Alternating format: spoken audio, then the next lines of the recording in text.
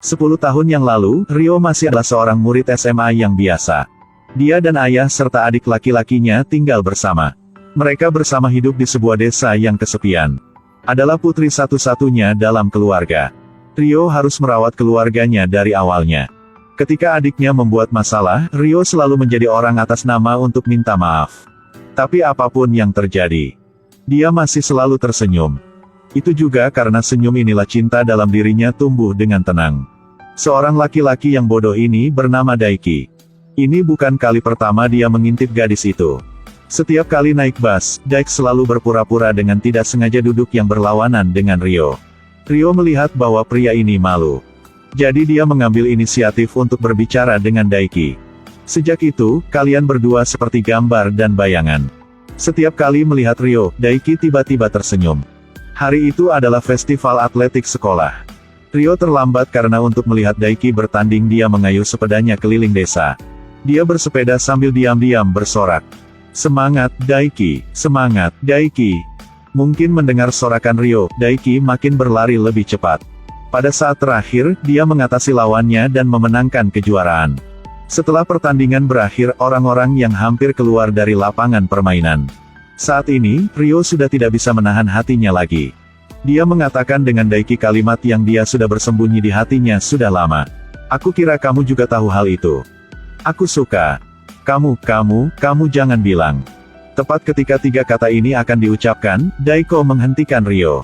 Karena dia merasa, lebih baik biarkan anak laki-laki yang mengatakannya. Daiki sudah memberikan kertas di tubuhnya ke Ryo. Di atasnya menulis semangat Ryo tak terkalahkan. Karena besok adalah ujian masuk perguruan tinggi Ryo. Ryo segera tersenyum senyuman yang bahagia. Dan kertas itu juga menjadi objek cinta mereka. Namun takdir lelucon, hal yang tak terduga terjadi. Ayah Ryo karena penyakit kambuh, jadi begitu keluar dunia ini. Sejak itu, Ryo tidak senyum cerah lagi. Bahkan jika Daiki memanggil, Ryo pura-pura tidak melihat. Daiki mendengar bahwa Ryo bersiap untuk keluar desa ini. Datang ke Tokyo untuk belajar kedokteran. Menjadi seorang dokter selalu adalah mimpinya. Daiki juga bisa paham untuknya. Tapi di dalam hatinya dia masih tidak bisa melepaskannya. Dia merasa dirinya masih banyak kata belum memberitahu Ryo. Jadi malam itu, Daiki berinisiatif datang ke rumah Ryo untuk pertama kalinya. Dia ingin menambahkan pengakuan cinta yang kurang. Dia berharap dia bisa melihat senyumnya yang cerah. "Ryo, aku suka kamu." Jelas ini adalah pengakuan yang selalu dia inginkan. Tapi Ryo tak bisa tersenyum. "Aku sangat sukamu." Ryo sepertinya kurang tahu bilang bagaimana, hanya berbalik tubuhnya dan ingin pergi.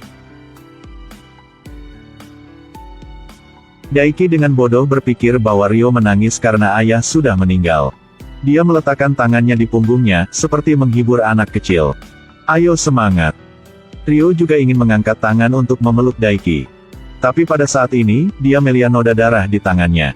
Kenangan yang menghilang tiba-tiba terlintas di benaknya. Ryo sepertinya sedang bersembunyi rahasia yang tidak bisa dikatakan. Jika ada sesuatu yang tersembunyi, cinta ini tidak akan lagi murni. Jadi Ryo sudah memilih diam. Tapi jadi apa yang dia sudah tersembunyi?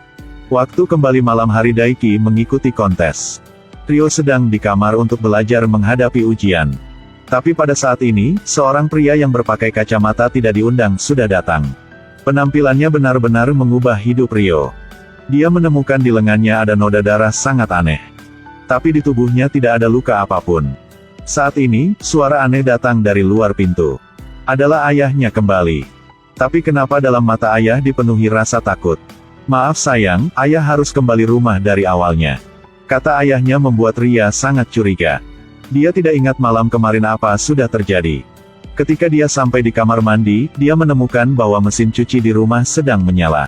Setengah malam, kenapa ayah masih mencuci pakaian? Ryo dengan ingin tahu membuka penutup mesin cuci untuk melihat. Astaga, dalamnya adalah sebuah baju yang penuh darah. Ayahnya akhirnya apa yang sudah bersembunyi?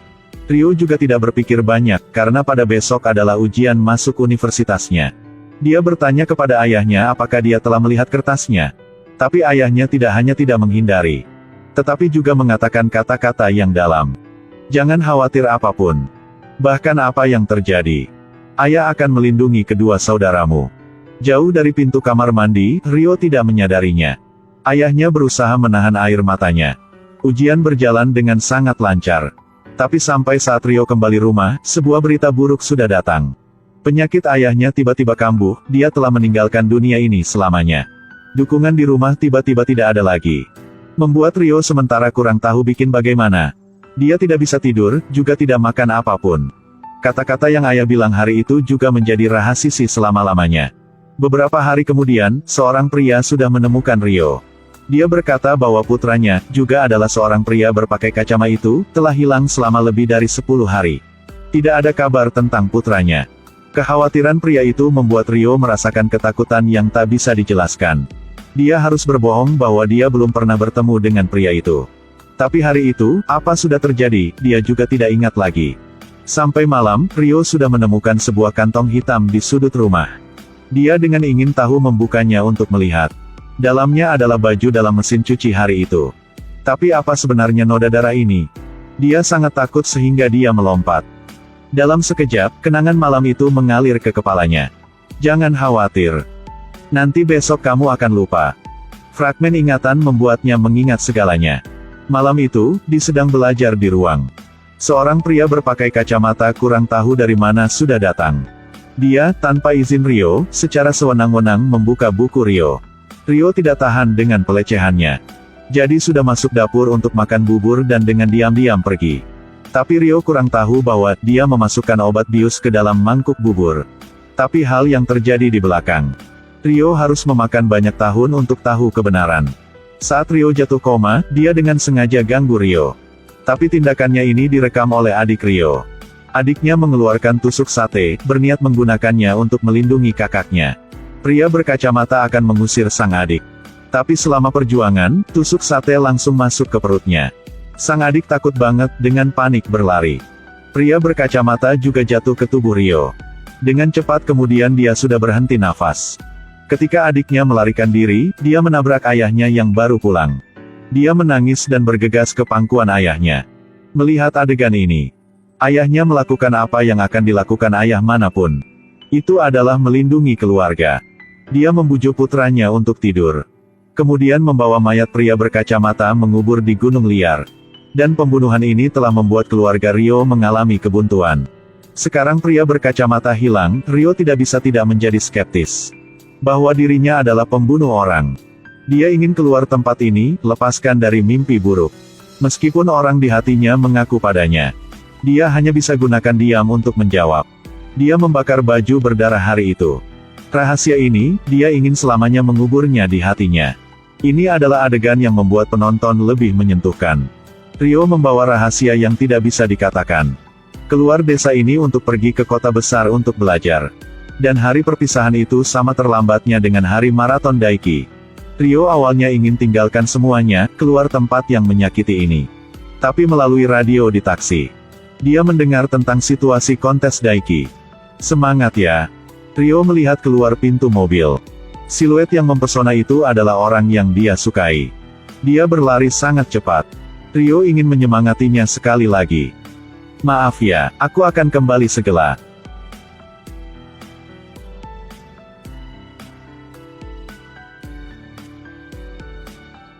Saat melihat Daiki dengan sukses berlari ke garis akhir, Rio juga menghela nafas lega.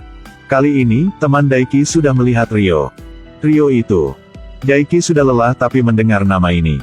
Dia segera bangun, berlari dengan cepat ke arah orang yang dia suka. Daiki dalam hatinya berpikir, apapun yang terjadi, Daiki juga ingin bertemu dengannya.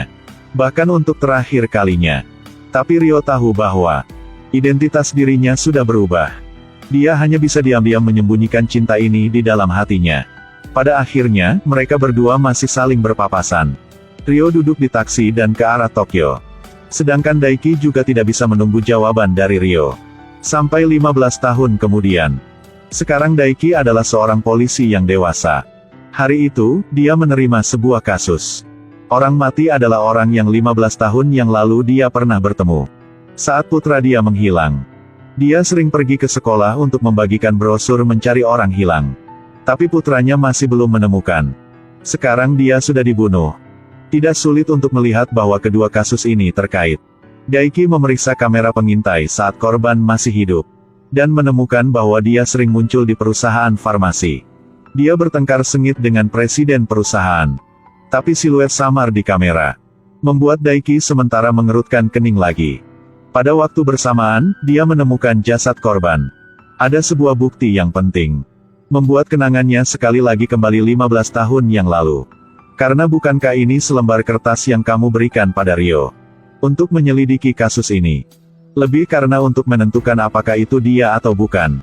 Daiki masih menunggu di depan pintu perusahaan farmasi, menunggu sampai presiden perusahaan muncul. Pada saat ini, sebuah mobil berhenti di depan perusahaan.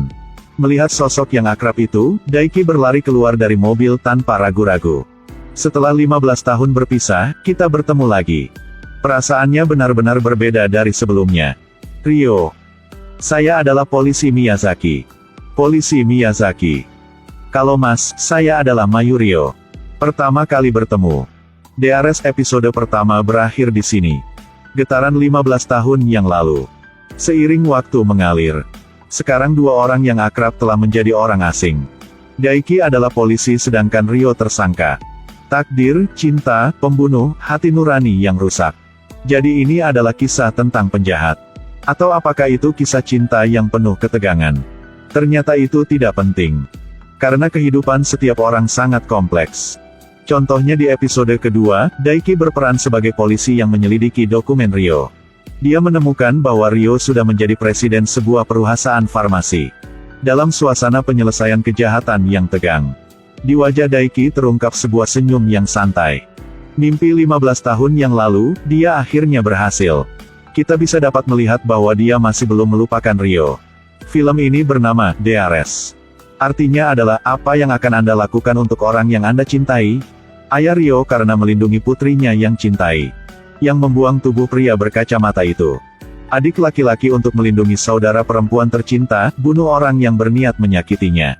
Tapi Daiki dirinya adalah seorang polisi. Berdiri depan kebenaran dan cinta. Dia akan memilih bagaimana? Semuanya akan terungkap di DRS episode berikut.